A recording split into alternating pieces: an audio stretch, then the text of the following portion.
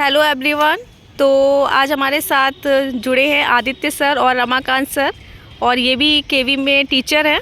तो sir, Aditya sir, आप पहले बताइए कि आपका जो केवीएस का एक्सपीरियंस है इंटरव्यू का, वो कैसा रहा?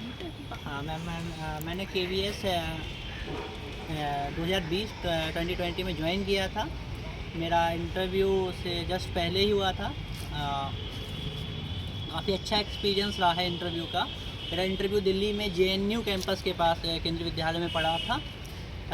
4 या 5 मेंबर थे मेरे इंटरव्यू पैनल में। 2 लेडीज़ मैम थी, 2-3 सर थे।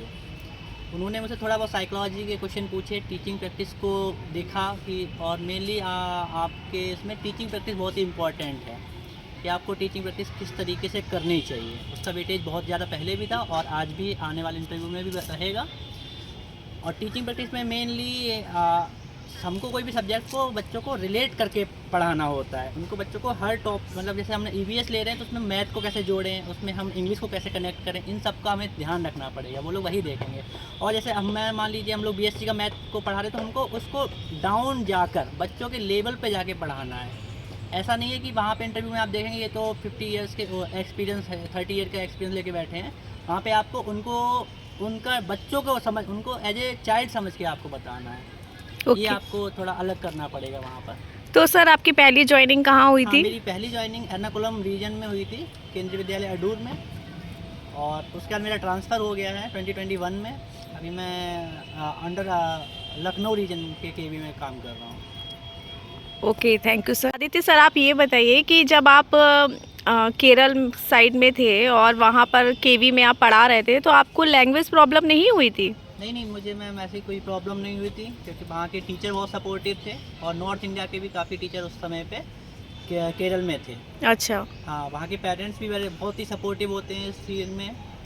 और एक तो 2 टाइप के लोग होते हैं, एक इंट्रोवर्ट होते हैं। हमको लगता है कि वहाँ जाकर हमको अच्छा नहीं लगेगा, हम क्या, हमें मतलब होम सिकनेस होती है। बट मेरे साथ ऐसा नहीं था, मुझे अच्छा लगता था। वहाँ बहुत ही ग्रीनरी बहुत है, आपको नई लैंग्वेज सीखने का थोड़ा बहुत मौका भी मिलेगा वहाँ पर, और नए बच्चों से कम्युनिकेट करने का मौका मिलेगा। मोस्टली सबसे बड़ा फ़ायदा आपको ये होता है कि हमको यहाँ पे मीडियम मतलब अपनी टॉपिक को या तो इंग्लिश और हिंदी उसी में हमको पढ़ाना होता है। तो हिंदी तो ऑलरेडी हम लोग जानते हैं, और इंग्लिश हमको और सीखने का वहाँ पे मौका मिलता है अच्छे तरीके से, बिकॉज उन बच्चों को ना हिंदी आती है ना इंग्लिश उनको अच्छे से आती है। तो आप लोग को वहाँ पे अच्छा मतलब मेरा अच्छा एक्सपीरियंस रहा है केरल में पढ़ाने का। तो सर, आपका जो इंटरव्यू हुआ था उसमें आपसे सवाल जो थे वो इंग्लिश में पूछे गए थे या फिर हिंदी में? मेरे से बाइलिंगुअल पूछे गए थे सवालों को। अच्छा। हाँ, आपसे दोनों भाषाओं में दोनों पूछे? भाषाओं में, हिंदी इंग्लिश दोनों में पूछा गया था। ठीक है, अब रमाकांत सर से बात कर लेते हैं। हाँ, रमाकांत सर, आप अपना एक्सपीरियंस बताइए। मैंने KV ज्वाइन किया था 2020 में, और मेरा इंटरव्यू था हैदराबाद। तो वहाँ पर जो इंटरव्यू था वहाँ पर उन्होंने ज़्यादा टाइम नहीं लिया, लगभग 5-6 मिनट ही मेरा इंटरव्यू चला। मतलब 5 मिनट्स वाले टाइम पीरियड में आप भी आ रहे हैं? यस। और उन्होंने टीचिंग के लिए फ्रैक्शन पढ़ाने के लिए बोला था, तो मेरी जेब में एक पेपर था, उसी का यूज करते हुए मैंने फ्रैक्शन को पढ़ाया था। ओके सर, आप अपने TLM साथ में लेके गए थे अपने इंटरव्यू के लिए? नहीं, साथ में नहीं लेके गया। एक्चुअली मैं ट्रेन में गया था, दिल्ली से गया था हैदराबाद। तो एक पॉइंट मैंने लर्न कर ली थी बस, और कोई प्रिपरेशन नहीं थी इंटरव्यू की। तो उन्होंने अपने अकॉर्डिंग बोला कि आप फ्रैक्शन पढ़ा के बताइए, जबकि मुझे लग रहा था कि वो बोलेंगे कि आप कुछ पढ़ा के दिखाइए, तो मैं पॉइंट वहाँ पर पढ़ाना चाह रहा था, लेकिन नहीं, उन्होंने फ्रैक्शन बोला था। ओके। Thank you. आपसे इंटरव्यू में और क्या क्या सवाल पूछे गए थे? बस इंट्रोडक्शन पूछा था, और ये बाईलैंग्वेज ही उन्होंने पूछा था। ये बोला इंग्लिश में आप कंफर्टेबल नहीं हैं तो आपको तो इंग्लिश में भी पढ़ाना है। तो वहाँ पर क्वेश्चन का आंसर ऐसे देना कि हम सीख लेंगे, ऐसा नहीं है कि नहीं आती। ओके। सीख लेंगे, तो फिर वो काफ़ी अच्छा रिस्पॉन्स था। तो उन्होंने ये कहा था कि अगर आपको इंग्लिश नहीं आ रही तो आप सीख लीजिए। और नहीं, जैसे ये उन्होंने बोला कि आपको इंग्लिश में बोलना अच्छे से नहीं आ रहा है, तो मेरा जवाब था सर मैं सीख लूँगा, ऐसी बात नहीं है, सीख लूँगा, आगे मौका मिलेगा सीखता रहूँगा। अच्छा, तो आपसे और कौन कौन से क्वेश्चन पूछे थे इंटरव्यू में? तो अब इतना तो ध्यान नहीं है, इंट्रोडक्शन पूछा था और केबी में क्यों आना चाहते हैं ये पूछा था। अच्छा, और फिर उन्होंने टीचिंग के लिए बोल दिया। टीचिंग में क्या करवाया गया था आपसे डेमो क्लास में?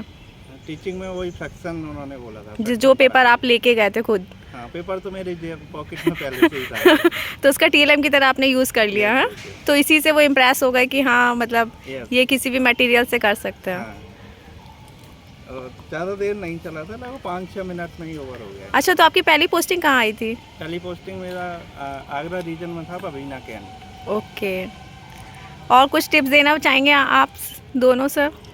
मैंने जैसे और भी आर्मी पब्लिक स्कूल के भी इंटरव्यू दिए हैं, केवी में कॉन्ट्रेक्चुअल के भी इंटरव्यू दिए हैं। उसमें मेन है हमें कॉन्फिडेंस अपना बरकरार रखना है। ऐसा नहीं है एकदम हम अटक जाएं, और अगर नहीं आता है तो आप ऐसा एकदम नहीं करिए कि उसको आप नहीं आता है, आप गलत इन्फॉर्मेशन मत दीजिए उनको।